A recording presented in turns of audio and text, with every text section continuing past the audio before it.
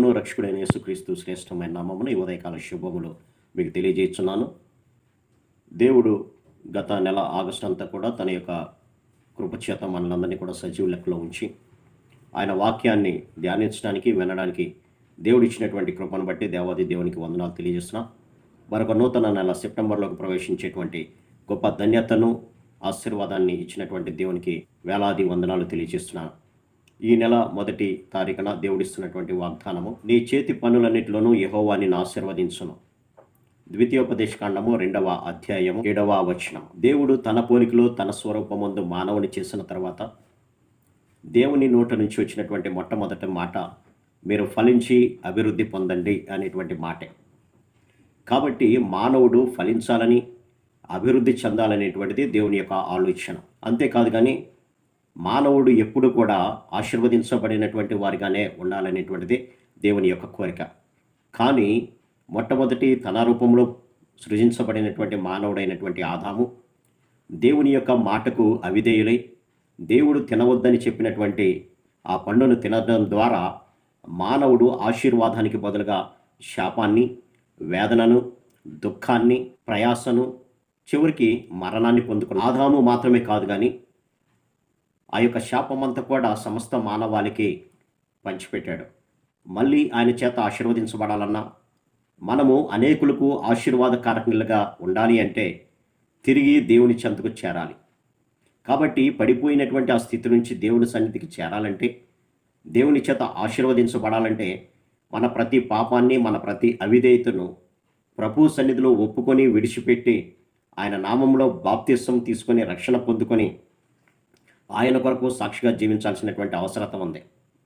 ఎప్పుడైతే ఆయన కొరకు సాక్షిగా మనం జీవిస్తామో ఆ కోల్పోయినటువంటి సంతోషాన్ని, సమాధానాన్ని, ఆశీర్వాదాన్ని మళ్ళీ మనం పొందుకోగలుగుతాం. ప్రియులారా, యోసేపు యొక్క జీవితాన్ని కనుక మనం చూసినప్పుడు, యోసేపు చిన్నతనం నుంచే దేవుని యందు భయభక్తులు కలిగి చెడుతనాన్ని విసర్జించి పాపానికి దూరంగా పారిపోయినటువంటి వ్యక్తి. పాపము చేయడానికి అవకాశము కలిగినా దేవుని యొక్క భయము హృదయంలో ఉండబట్టి పాపానికి దూరంగా పారిపోయాడు. ప్రియులారా, ఈ యొక్క క్రమంలో అతని జీవితంలో ఎన్నో శ్రమలు వచ్చినాయి. అయినప్పటికీ కూడా దేవుడు అతన్ని విడిచిపెట్టలేదు. కానీ దేవుడు వాగ్దానం చేసినటువంటి ఆశీర్వాదాన్ని అతడు పొందుకున్నాడు. అతడు ఏ స్థితిలో ఉన్నప్పటికీ కూడా, చేయని తప్పుకి చెరసాలలో ఉన్నప్పటికీ కూడా దేవుడు అతన్ని విడిచిపెట్టలేదు. కానీ అతడు చేస్తున్నటువంటి ప్రతి పనిని కూడా సఫలపరిచాడు. యోసేపు పొతీఫర్ ఇంటిలో ఉన్నప్పుడు యోసేపును బట్టి పొతీఫర్ కుటుంబం ఆశీర్వదించబడింది. యోసేపు తన ఇంటిలో ఉండటం బట్టి దేవుడు నన్ను కూడా ఆశీర్వదిస్తున్నాడు అనే విషయాన్ని పొతీఫర్ గమనించాడు. అందువల్లే తన కుటుంబంలో ఏది ఉంది, ఏది లేదు అని కూడా పట్టించుకోకుండా తన ఇంటికి అధికారినిగా చేసినట్లుగా మనం చూడొచ్చుకోలేరు. కాబట్టి దేవుని యందు నమ్మకంగా ఉన్నటువంటి వ్యక్తులు ఎప్పుడు కూడా దేవుడు ఆశీర్వదిస్తూ ఉంటాడు. అంతేకాకుండా ఇస్సాకు యొక్క జీవితాన్ని కూడా మనం చూసినప్పుడు, ఇస్సాకు నివాసం ఉండేటువంటి ప్రదేశంలో ఒక గొప్ప కరువు వచ్చింది. కానీ ఇస్సాకు ఎప్పుడు కూడా ఉదయం పూట, సాయంత్రం పూట దేవుని సన్నిధిలో గడిపేటువంటి వాడు. సాయంకాలాన పొలానికి వెళ్ళి ఒంటరిగా ఉండి దేవునితో మాట్లాడేటువంటి వాడు, ప్రార్థించేటువంటి వాడు.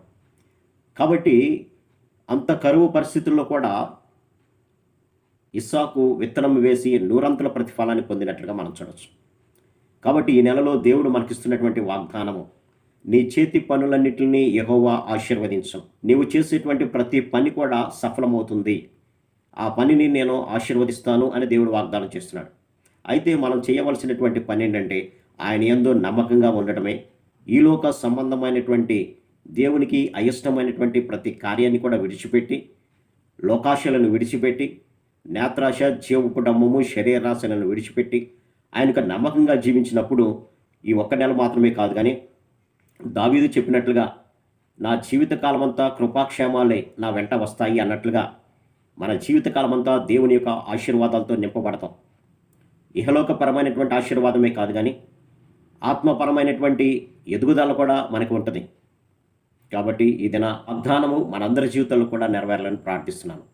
ప్రార్థన. సర్వశక్తుడా, ప్రేమ గల మా తండ్రి, ఈ నెల 1వ తారీఖున నీవు ఇచ్చినటువంటి వాగ్దానాన్ని బట్టి మీకు వందనాలు తండ్రి. నీ చేతి పనులన్నింటినీ యెహోవా ఆశీర్వదించును అన్నావు నాయన. ఇదిగోనైనా మమ్మల్ని ఆశీర్వాదానికి వారసులుగానే మీరు పిలిచారు, కానీ శాపానికి వారసులుగా పిలవలేదు ప్రభా. కాబట్టి మా యొక్క విధేయత చూపించడం ద్వారా మీరు ఇచ్చేటువంటి ఆశీర్వాదాలను పొందుకునే భాగ్యాన్ని మా అందరికీ దయచేయమని యేసు నామమున అడిగి వేడుకొంచున్నాను తండ్రి. ఆమేన్. God bless you.